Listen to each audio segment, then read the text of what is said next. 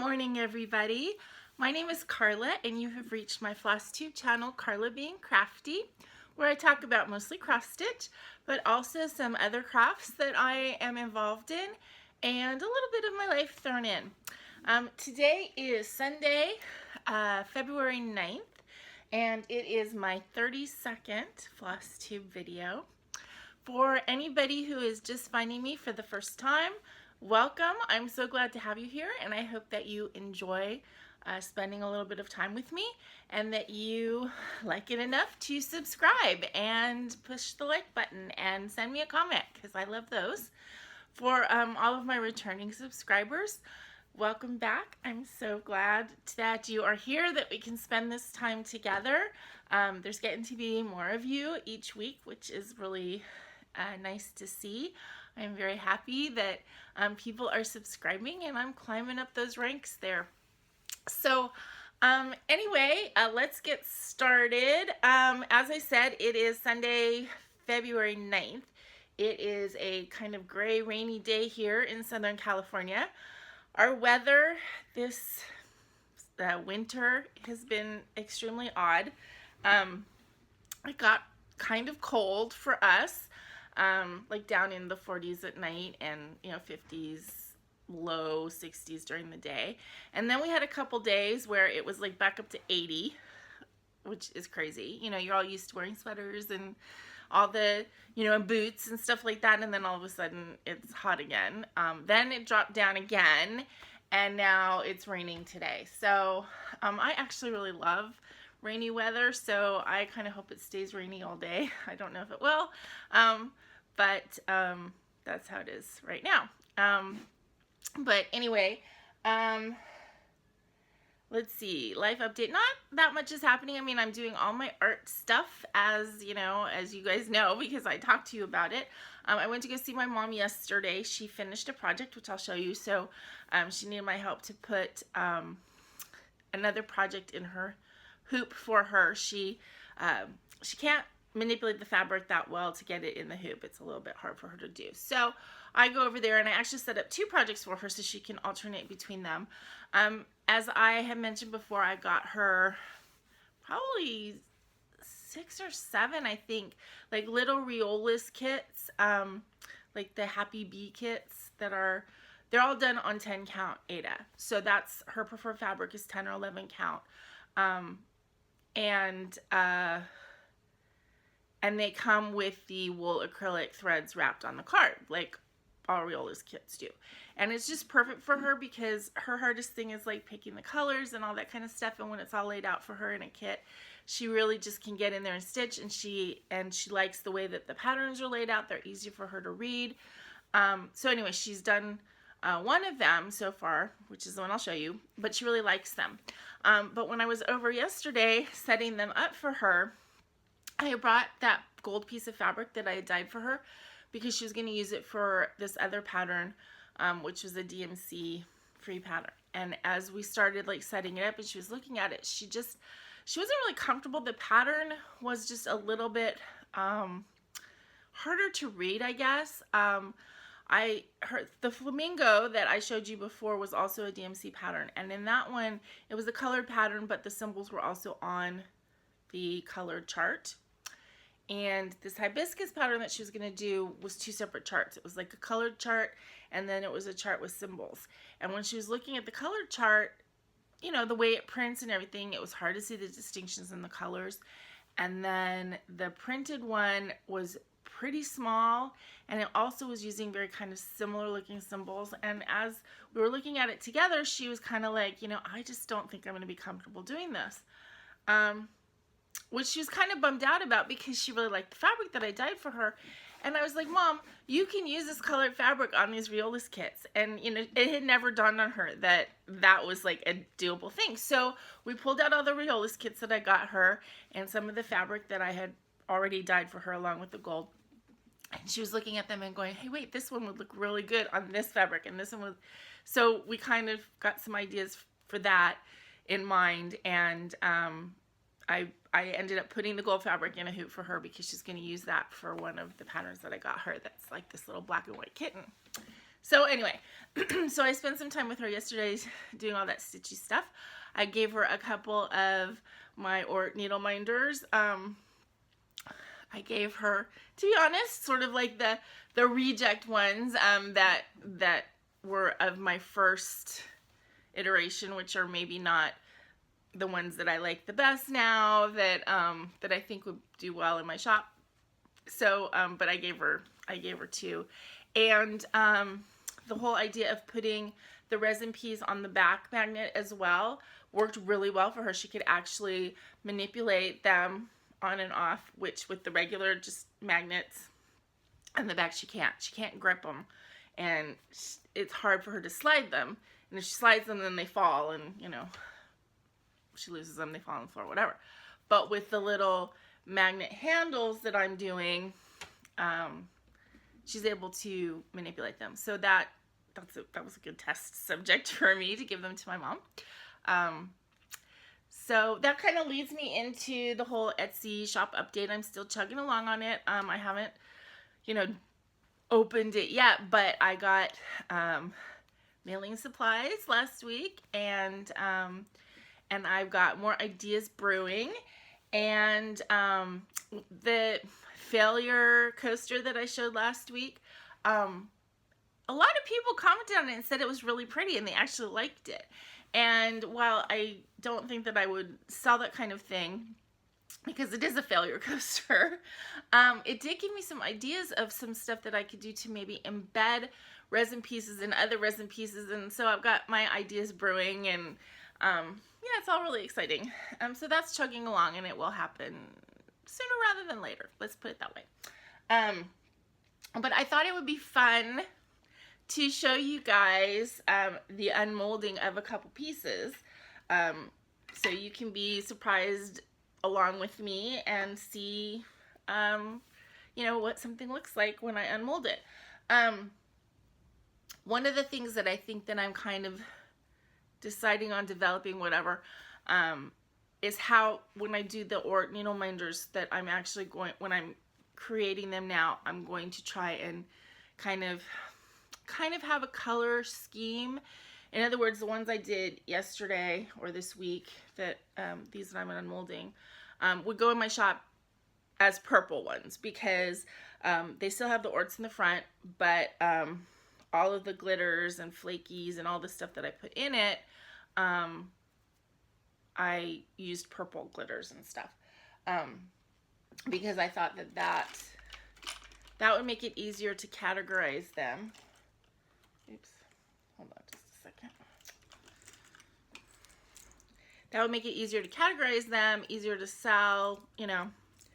The other thing that I did, I had showed you a couple resin pieces that I had made that I was saying could be used as like tags or needle minders. Not needle minders, I'm sorry, scissor fobs. And I got the components to make the scissor fobs. So I got jump rings, and I got the little claws, swivel claws, so that I can turn the ones with the holes into scissor fobs.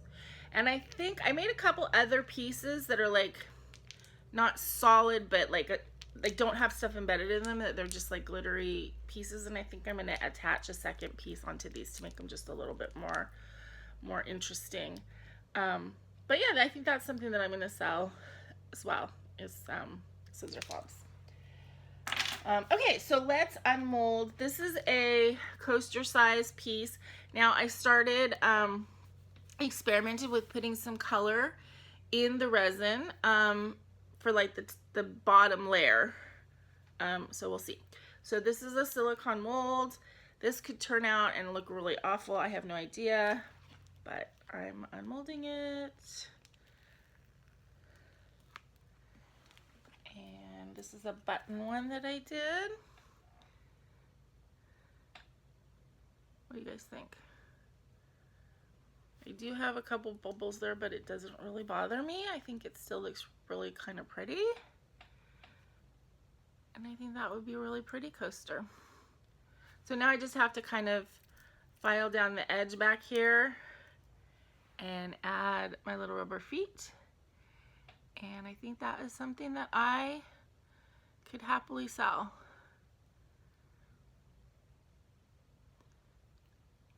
Yeah, I like that one. Okay, this one is actually another failure piece, so it's more for me.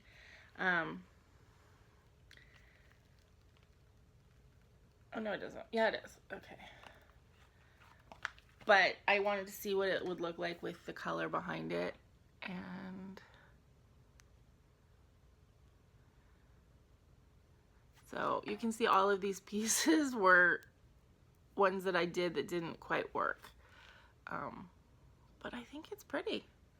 And I like the color behind it. If you see it from the side, you can see like there's a clear layer and then there's a colored layer. But that looks kind of pretty, I think. What do you guys think? I might maybe start doing that with the needle minders too, put a color in the back. Okay, then we have 4 of what I would consider, well, this one would be like a medium, and then the rest would be large needle minders. And I did try and kind of go with a purple theme. Ooh, that one turned out really good.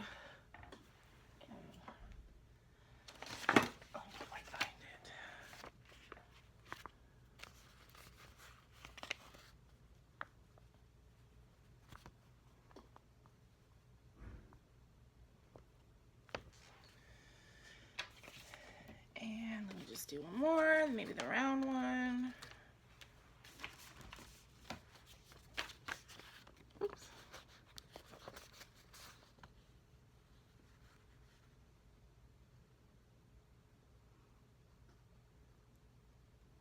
Yeah. I'm liking them. So that is this week's batch of needle minders and stuff. And yeah, so I'm gonna move forward with the processes. I'm gonna have to start taking pictures, and that's gonna be like a big process, I guess. And once I get the pictures and can figure out how to upload those to Etsy, then I can start listing stuff and get the shop officially open. Scary. Okay. So that's the resin update, needle minder update, etc. So let's get on to stitching. Finishes is the first thing. Oh, my mom, she gave me her orts because she's like, you can chop those up and put them in your needle minders. So I definitely will. Okay, so I said my mom had a finish, and this is her finished piece. This is a little Riolis kit of lovebirds. That turned out really nice. And I brought over a couple frames and stuff, and actually I'm gonna put it for her in this one of these little rubber frames. So I think I'm gonna iron interfacing on the back because this is pretty open because it's 10 count. And then put it in here, and then I think I'm going to put just like a backing of the sticky felt. Because it'll stick to the rim to cover up the stitches in the back and everything. But I think that's gonna look really nice. I just need to iron it and put that together for my mom, and then she's gonna give it as a gift. And I really do actually like these little rubber frames. I think I'm gonna get more of them when I have a little extra money, because I think they look great for finishing pieces. So yeah, I'm gonna get some more of those. Okay, now the second finish that I have, which I'm actually really excited to show you guys, is the secret stitching that I've been talking about for the last couple months. So this requires a bit of an explanation. So I came across this term or this art form, I don't even know how, I think probably was searching the internet or something came up. And I don't know if I am pronouncing it correctly. It's Kintsugi, or Kintsugi, I'm not sure, it's a Japanese word. And what this is an art form where instead of throwing away broken pottery, they repair the broken pottery with a metallic like gold or platinum, they fill the crack. And you know, and so you get these really gorgeous pieces of pottery that have these veins of like molten gold or silver or platinum or whatever. And so it started, you know, as a way to not throw something away, but it turned into kind of like this art form because it's kind of a symbol that there's beauty in the flaws and there's beauty in the past, the fact that you've had a past, or that the pottery has had a past. And so now it's like a really famous art form. Let me just read the description on Wikipedia. It says, Kintsugi, golden journey, also known as Kintsugi, golden repair, is the Japanese art of repairing broken pottery by mending the areas of breakage with lacquer, dusted or mixed with powdered gold, silver, or platinum. As a philosophy, it treats breakage and repair as part of the history of an object rather than something to disguise. So when I was reading about this, aside from the fact that the pottery is gorgeous, and I like looking at pottery, I've taken several pottery classes in my life, and I've been very into pottery at different times. I've done a bunch of pottery pieces, and I've showed you a couple on the channel, but as a philosophy, it really spoke to me because of stuff that's happened in my life, as an idea that the flaws and the hardships and the stuff that people have gone through, or that, you know, just being myself, stuff that I have gone through has made me who I am, and that I'm better overall for it, even though it was a negative thing that happened. So anyway, so that was the idea that that I was thinking about, and so I made this piece. So this is my Kintsugi pattern. So what I actually did is I actually took 3 different pieces of fabric and stitched them together, and then stitched a pattern on top of them, and then, you know, repaired the broken places with gold thread. And then what I put on it, it's more beautiful for having been broken, stronger because there are scars.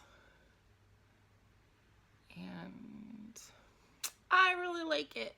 I think it's just, I mean, it's simple. It was not actually simple to do because putting the fabric together was a little bit difficult. But there's so much about this that I love. I love the fact that the one color has slightly different shades depending on the color of fabric that it's on top of. I love I'm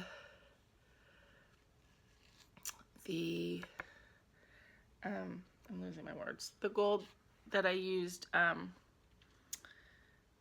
actually used 2 different ones. I started with one and then I used one that was like really, really sparkly. And then I just put it in a simple frame, and it was actually a little bit too short, so I put this glitter tape at the top and bottom. And I really love this idea. I like the idea that maybe I could do it with other, you know, not a heart, with maybe like a flower or any other simple symbol. And I think it's like a really great idea. I don't know how I would translate this into something that somebody else could do. You know, create a pattern or whatever, because it's the technique more than the pattern, really. But I am really pleased with this. It just has a lot of meaning for me, and I hope you guys like it as well. And if you have any questions about it, then, you know, please, you know, ask, and I will do my best to answer. If, you know, I suggest, if you're interested, look up this Kintsugi, you know, on your computer, and just look at the beautiful pottery, because it is, you know, some of it is done, you know, where they'll have one bowl and repair it, and some of it is actually, it's almost like a mosaic, like they have different pieces from different bowls or platters or whatever that they have joined together with the golden veins. But anyway, so that is that secret stitching that I didn't show you, and I think I'm going to end up putting it here where I think that you guys will be able to see it in my videos. Let's see.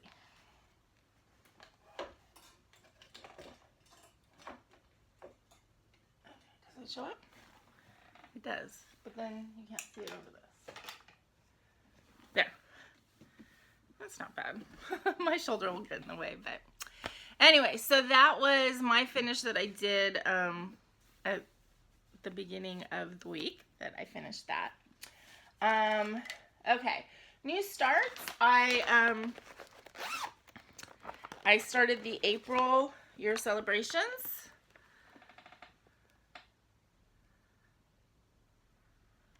So I will hopefully get that done this month. There's no reason why I shouldn't actually. Those things stitch up really quickly. That is the hands-on design year celebrations. And I'm actually, so when I first started this way back, not way back, 6 months ago, right?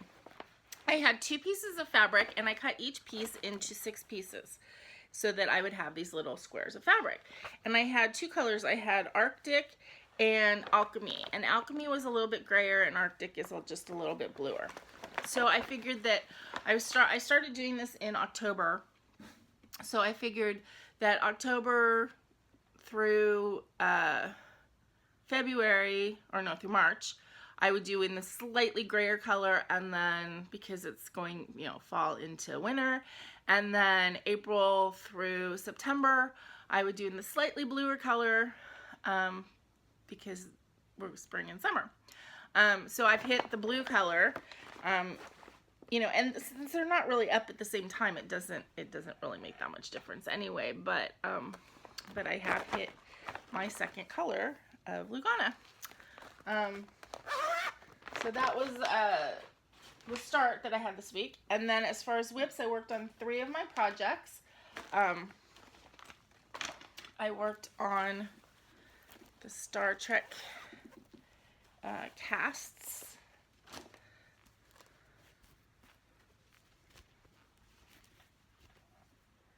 So I got a little bit more. This piece of fabric is so huge. Okay, hold on.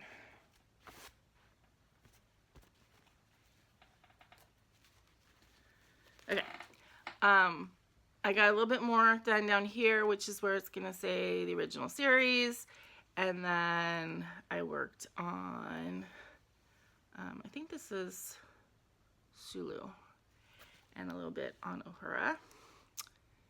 So I haven't done any of the back stitching on him yet, but yep, got a little bit more done on that.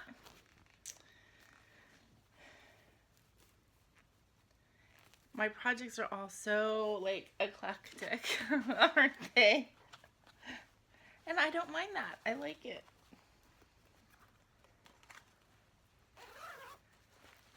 All of the information about all my projects, I mean, I'm assuming you guys kind of know that, like, if I don't say what it is, everything is listed below. So, yeah, so if you are curious about fabric, I mean, you can always ask me and I will answer any message too, but it should be listed below if you have access to a computer or your phone when you're looking at this. Obviously, if you're watching on the TV, you can't see all that stuff. I worked a little bit more on the Suffrage Act. This is a SAL that is being hosted by Stitching with the Sisterlies. So it's SWTS Suffrage. The idea of this one was to start it and then finish it before November, before the elections. Basically I just added some green to this. Got the leaves on the column and a little bit on the plant. So I just worked on that for one evening. This is a really fun pattern to do, and it's fun to follow the tag on Instagram and see everybody's progress. Mine looks different than everybody else's because I'm doing it on the colored fabric, which makes me feel, at the same time, makes me feel like, ooh, did I make a bad choice in it? And then at the same time, it's like, actually, no, I love it. And, you know, I guess that's me, that on certain things that I beat my own drummer. Beat my own drum. Not beat my own drummer. That's bad. Beat my own drum. Or march to my own drummer. There it is. I was mixing my metaphors there. But that's okay. I love the color fabrics, obviously. I mean, you guys are seeing all the different colors as I pull out whips. Okay, and then I worked actually quite a bit on, this is the sal that I am hosting, the Be My Own Valentine sal. And I got quite a bit done. And I am loving this piece so much. It's just, it's like a magic combination, right? It's like, I love this fabric. I am loving stitching on the 22 count Hardanger. I don't know why. One thread, I've been saying for all of this time, you know, I love 2 threads, I love doing a loop start. Something about one thread on the Hardanger is just making me so happy when I do it. I just love the tiny stitches. I love how it lays. I love the smoothness of the fabric. I love this piece of fabric that I dyed. It came out really well, which I know is, you know, tooting my own horn, but it just is really pretty. And, you know, I'm not taking credit for any great amount of skill. It's like when I dye stuff, it's like basically an accident how it turns out, but this one turned out really well, and I like the colors. Some of them are called for, some of them are substitutes that I just happen to have. I love the little bees. I love everything about this. It's fun to stitch. It's turning out so pretty. I don't want to put it down. You know, I just want to keep going and see it unfold. I am excited to stitch the little beekeeper and make her hair purple, and I'm just loving everything about this pattern. It's the blue flower, so of course, you know, the blue flower patterns are great. But I'm just enjoying it so much. And I have to say thank you so much to all of the people who are joining in with me. And I have a list somewhere. I wrote down a list of all the people who said they were joining, and then I can't find what I did with that, so I can't read off all your names. And I know a couple people who have mentioned on FlossTubes that they're doing it. Gail she's in Australia. I don't know her last name. She's doing another blue flower bee. I know Erin, 2 Martini Stitcher, put in some stitches on her, I think on her way to Acorns and Threads for first Thursday. She pulled out whatever the bee pattern was that she's working on. There's just so many, and I know, like, even saying 2 people was bad because now I'm leaving out everybody else, but there's like 10 people who are joining in on this, and that just, thank you so much. It warms my heart, and I'm glad that everybody is participating. It's fun, you know, and it makes me feel really great to be a part of this community and have people, you know, enjoy participating with other people in things like this. It's just, it's a great feeling. Okay, that was basically my whips for the week. I didn't work on any of my full coverage. I didn't work on Village Bookstore or Lavender Roses or Cat Fay, and I think that's what I'm going to do this afternoon. I think I might pull one of those out. Don't know which one yet. I'm thinking Cat Fay because that's the one that hasn't gotten any love for a while. So I think I might pull that one out, and if I do, then you'll see my progress next week. Let's see.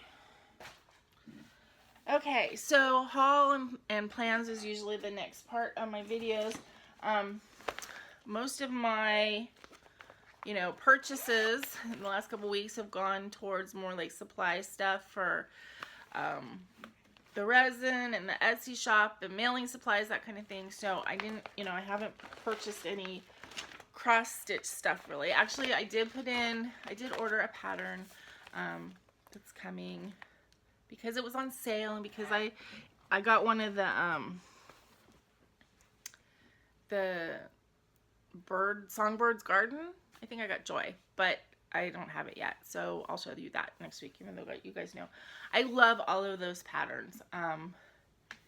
And so it was, you know, I've looked at them, and it's like, you know, I want them, but, you know, when it's a series like that, it's hard for me because I want them all. So it's hard for me to, like, just get one or whatever. But this one happened to be on sale, I think it was in an Etsy shop on sale for a couple dollars off, or maybe it was eBay, I don't know. But it was like $2 or $3 lower than the price that I've normally seen them, so I went ahead and bought that one. And yeah, so, but I don't have it yet. So as far as what I have this week, actually, the chart that I have, well, I'm not going to show you the chart. This is a free pattern. I was watching, who was I watching? Oh, it was Lady Robbins. And she has been doing a lot of like free pattern searching this year, kind of. You know, I've done that too. I showed you the linens and threads, and she mentioned that. But she's also looked at a bunch of different places. And she mentioned she's working on something from the Snowflower Diaries. And when she mentioned that, I went on to look and, you know, found that blog. And there was one pattern that I decided to print out. It's called The Little Mermaid. And I just think this is really cute. And what I am going to do with this, I'm going to actually cut down the pattern. And I'm just going to stitch like that. Like just the mermaid and the fish over here. And I think that fish. Maybe I'll move the crab over if it fits. But I really wanted something to put in this frame. I got this frame like a long time ago. I showed it on my channel when I got it. Like 6 months ago, I got it from Marshall's. It was like $2 or something like that. And it's a glitter frame, but you can put, you know, you put the picture in the back here, and then it's got this glitter in the front. And I just think it's really pretty, and I haven't found anything to put in it. So I decided to do a small piece. Also, Erin Two Martini Stitcher was talking about doing a Leap Day Start. She's since decided on a long dog Leap Day Start. I'm not going to start another long dog. I don't have a long dog pattern. I don't want to purchase one, and I also don't want to start another huge project like that. I'm at the point with the number of projects I have, which is about 20 whips. I'm at the top of my comfort level. I'm at that point where it's like I need to get stuff finished because it's making me feel a little bit stressed. So I don't want to start anything big. I have no problem starting little things in between because those get done very easily. So I like doing that, but I don't want to start anything else that's big until I get a couple projects done. I am going to start something for sure. Well, in April, I'm going to do Clementine for our Clem Sal. With 3/4 stitching on FlossTube. I'll link her. But so that's going to be in April, but that's not a big pattern. I am going to do the Blue Flower Knitbox down in August. And there may be other stuff that I start in between, but I really want to get some stuff completed before I start anything big. However, Erin did mention that, like, if you already have a long dog going, that you could, you know, join in. So I do have my Froth and Bubbles, so I think I'll probably stitch that on the 29th and just horn in there on that Sal and post a picture. But for my Leap Day Start, I decided to go ahead and do this little pattern. And to make it special, I'm going to do it on linen, which will be my very first time using linen, so I can try it out. So that when I say to you guys I don't like linen, I know what I'm actually talking about. And who knows, I may love it. So then I will be eating my words. So anyway, I dyed a piece of linen. This is one of those 4 pieces that I got that I showed you last week, the raw linen. Obviously this is way bigger than the pattern's going to be, so I have to decide if I want a part that's like more purpley or more pink. But I think this turned out kind of pretty. And then I changed the colors. I'm doing it much more like the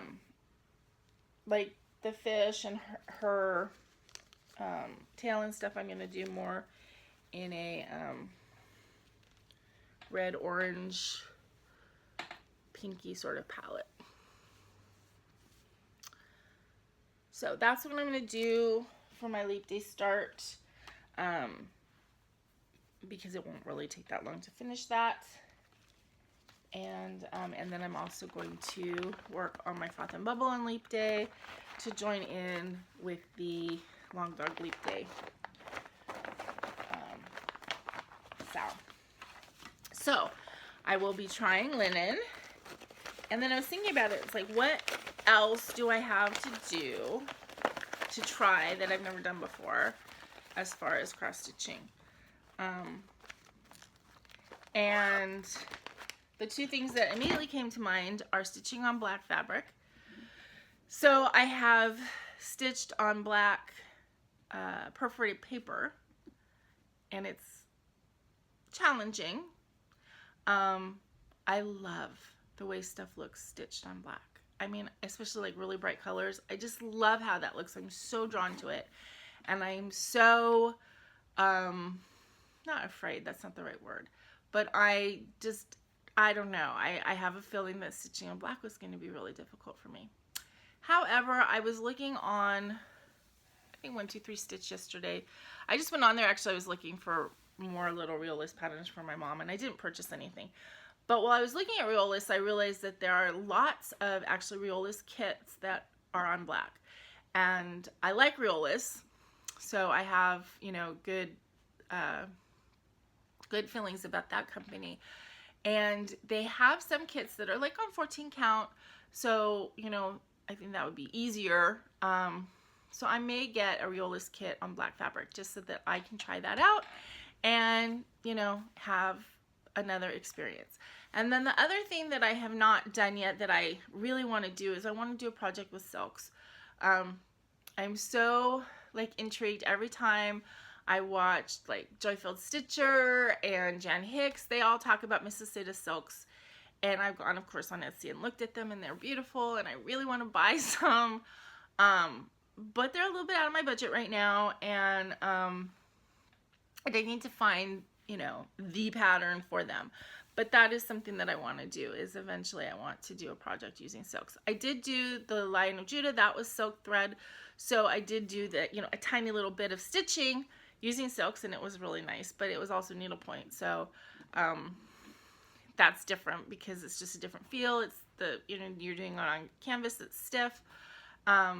So I want to do a cross stitch project using silk. I do have a little bit, so maybe I'll jump in with a tiny project using the silks that I currently have.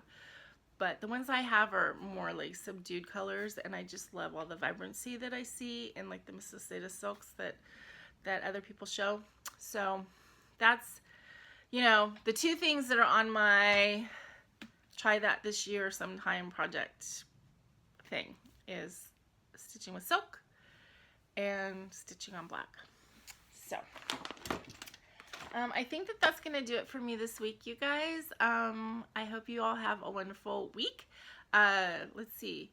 Today's the 9th, so Valentine's Day is next Friday. So those of you who have a somebody to celebrate Valentine's with, I hope that you have a wonderful romantic time. My Valentine's Day is going to be just like every other Friday. Maybe I'll get myself something chocolate. Just, you know, just 'cause. You know, I'll use it as an excuse. And then the other thing that's going to happen to me on Valentine's Day is on Valentine's evening, I need to call the court and see if I'm going to participate in, if I'm going to be on jury duty the following week, because I got one of those, you know, call-in things where you have to call in every night. So the first night I have to call in is Friday, the 14th, to find out if I need to be in court on Monday, the 17th. So I guess, you know, that might be fun. It might not be. I actually got a little DMC thread cutter for my mom that doesn't have, you know, any points or anything. So if I do have to go to jury duty, I'll be able to cut my threads without a problem, because I don't know if they'll let you bring scissors into a courthouse. I'm hoping needles are not a problem, but anyway, yeah, I don't know about that. But yeah, I gave my mom a DMC thread cutter when she first started stitching, and she doesn't use it really that much, but so I asked for it back, so in case I have to do jury duty. But anyway, so I hope you guys have a great week going forward, and in the meantime, please remember to always be content, be kind, and be crafty. This is Karla, wishing you guys all a wonderful week. Bye.